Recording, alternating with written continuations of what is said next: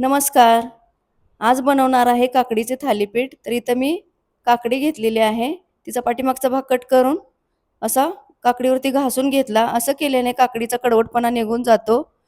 काकडी धुवून घेतलेली आहे आणि आता सालं न काढताच किसून घेतली. तर आता याच्यामध्ये आपल्याला गव्हाचं पीठ 2 वाटी घातलं, अर्धी वाटी बेसन पीठ घातलेलं आहे. पाव चमचा अजवाईन हाताने क्रश करून घातलेला आहे. पाव चमचा जिरे घातले. पाव चमचा हळद घातलेली आहे. 1 चमचा धना पावडर घातली.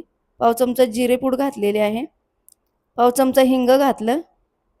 एक मीडियम साईजचा कांदा बारीक कट करून घेतलेला तो घातला. कोथिंबीर घातली. लसूण चेचून घातलेला आहे. मिरची चेचून घातली. चवीनुसार मीठ घातलं आणि आता हे चांगलं मिक्स करून घेतलेलं आहे. पाणी न घालताच पीठ आपलं मळून घेतलेलं आहे.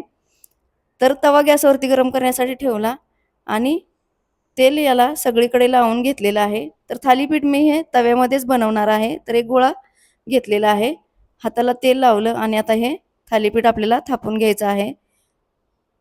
तर असं थालीपीठ एकदा नक्की मुलांना करून बघा. खूपच छान आणि टेस्टी असं हे थालीपीठ लागतं.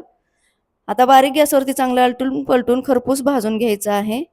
तर तयार झालेलं आहे आपलं थालीपीठ. व्हिडिओ आवडल्यास नक्की लाईक, शेअर, सबस्क्राईब करा. धन्यवाद.